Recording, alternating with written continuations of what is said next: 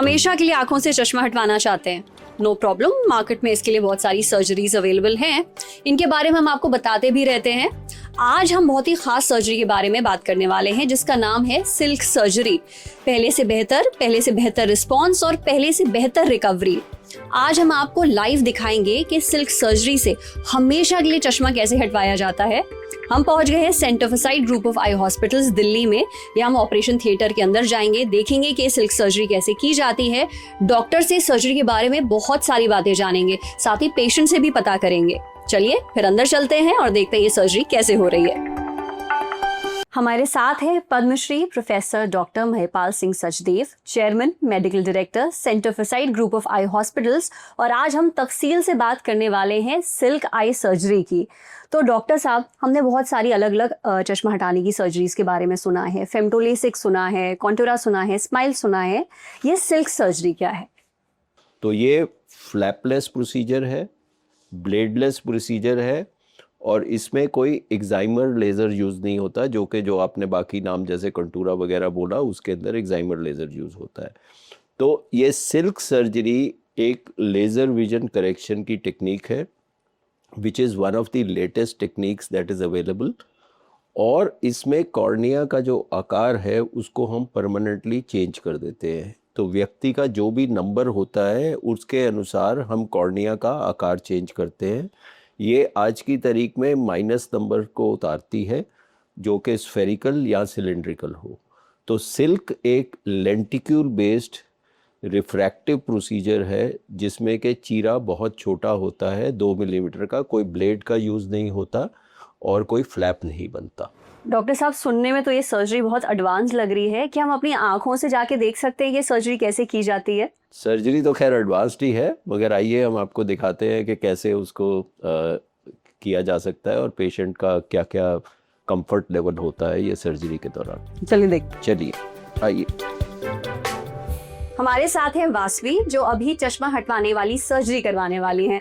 तो वासवी, आपको ये चश्मा कब से लगा है? जब से मैं 3 साल की थी। 3 साल की उम्र से आप चश्मा पहन रहे हो। और आपके चश्मे का पावर कितना है? मेरी राइट आई में -8 है और लेफ्ट आई में -10 है। और आप चश्मा हटवाने वाली कौन सी सर्जरी करवाएंगी आज? आज सिल्क सर्जरी है मेरी। चलिए, all the best for your surgery. Thank you. Patient को कंफर्टेबली बेड पे लिटा दिया है और ड्रेप कर दिया है। उसके बाद ये जो फीड किया हुआ है डेटा पेशेंट के नंबर के हिसाब से, जैसे कि स्फेरिकल नंबर है, सिलेंड्रिकल नंबर है, काफ़ी हाई नंबर है, 8.5 और 2 नंबर। तो ये नंबर को हमने फीड किया है और मशीन के हिसाब से इसको एडजस्ट किया है। जब लेज़र चलेगा तो लेज़र इस प्रकार से चलेगा। इसका जो लेंटिक्यूल है वो 6 मिलीमीटर का है, पूरा जोन 7.6 मिलीमीटर है और इतना लेंटिक्यूल बनेगा। बेड जो है वो नॉर्मली 270 के ऊपर होना चाहिए, तो 305 माइक्रोन बेड है। अब ये एक डिस्पोजेबल कोन होता है जिसको स्कैन करके हम खोलते हैं। खोलो। ये पेशेंट और मशीन के बीच में जो कनेक्शन है वो करेगा। ये कोन को हम मशीन के नीचे लगा रहे हैं और ये स्टेराइल कोन होता है। ये हर पेशेंट के लिए नया कोन यूज़ होगा। अब जो पेशेंट है उसको चिन को ठीक तरह से रेस्ट करके, ये एक सक्शन रिंग है जो कि हम कॉर्निया के ऊपर लगाएंगे। कॉर्निया का थोड़ा सा वेट करके, ये सक्शन रिंग है जो मशीन से सक्शन आ रही है और इसको हम सक्शन ऑन, ये कोन को हम हल्के हल्के आँख के ऊपर ला रहे हैं। जब ये आँख को टच करा तो ये ग्रीन जोन में आ रहा है और हम इसको प्रेस करेंगे और ये हमारे को अब ग्रैब हो गया है। अब हम इसको सेंटर कर सकते हैं। ये जो क्रॉस हेयर है ये प्यूपिल के थोड़ा सेंटर में नहीं है, तो ये मशीन की एडवांटेज है, सेंटर कर दिया। जो मार्क किया हुआ है उससे 0-180 के साथ ही एग्जैक्टली थोड़ा सा मूव करके हम इसको 0-180 पे मार्क कर दिया ताकि सिलेंड्रिकल पावर एक्यूरेट रहे। अब हम ट्रीट का बटन दबा रहे हैं। इसमें केवल 16.7 सेकंड लगेगा लेज़र का। ये लेज़र चल रहा है, पहले नीचे वाली सतह में राउंड मूवमेंट किया, अब ऊपर वाली सतह में लेज़र चल रहा है और ये अब एंट्री कट का लेज़र आ गया और ये प्रोसीजर फिनिश। अब पेशेंट को हम माइक्रोस्कोप के अंडर लेके जाएंगे। ये हम फोकस पे ला रहे हैं, रेड लाइट पेशेंट को दिख रही है। इसमें यहाँ पे एंट्री थी, वहाँ से एंटर किया, फिर इसको हमने थोड़ा सा ऊपर की तरफ रेज करेंगे। ये एक प्लेन में गए, ये दूसरे प्लेन में गए। ये आप देख सकते हैं पेशेंट सिर्फ ड्रॉप एनेस्थीसिया में है, कोई ब्लॉक नहीं किया, कुछ नहीं किया। अब हम इसको हल्का सा ये स्पैचुला से जो हमने लेज़र से क्लीवेज बनाया हुआ है या जो सेपरेशन प्लेन बनाया है उसको हम सेपरेट कर रहे हैं। ये देखिए बिल्कुल राउंड है, कोई इसमें ब्लेड वगैरह कुछ नहीं इस्तेमाल हो रहा। अब हम दूसरे सतह पे जा रहे हैं और ये नीचे से सेपरेट हो गया। अब हम दूसरी साइड से सेपरेट करेंगे।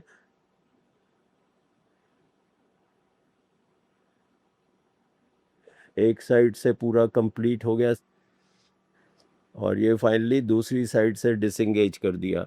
अब ये एक छोटा सा चिमटी होता है फोर्सेप्स, इसको बंद करके हम आँख में डाल रहे हैं और ये लेंटिक्यूल निकाल लिया। आपने देखा छोटी सी परत की तरह।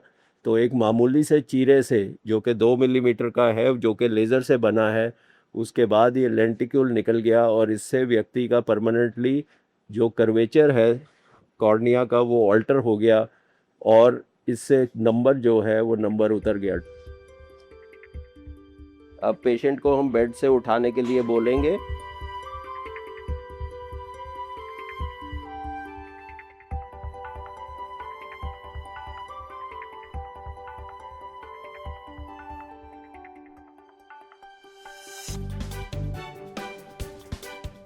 दर्द वगैरह तो नहीं हुआ कुछ? पेनलेस?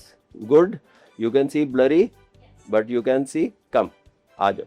सो ये वॉक इन वॉकआउट सर्जरी है। इसमें कोई पेशेंट को बेहोश नहीं करते, कोई इंजेक्शन नहीं लगाते हैं और patient is able to start seeing immediately after getting up from the table.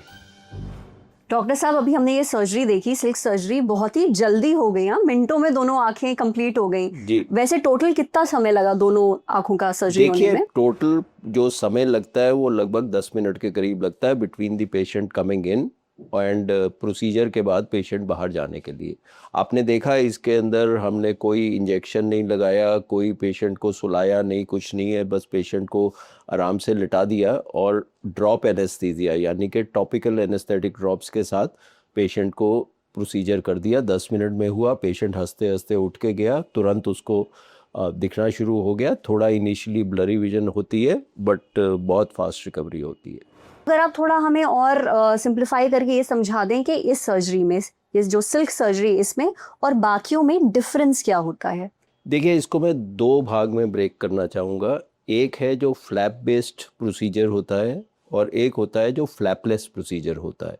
तो आज की तारीख में जो फ्लैपलेस प्रोसीजर है, जो कि सिल्क प्रोसीजर है, जिसके अंदर के लेंटिक्यूल या एक कॉर्निया की परत आपने देखा, पहले लेज़र एक सतह में चढ़ा, फिर दूसरी सतह में चढ़ा, एक छोटे से इंसीजन से उसको सेपरेट करके हमने बाहर निकाल दिया।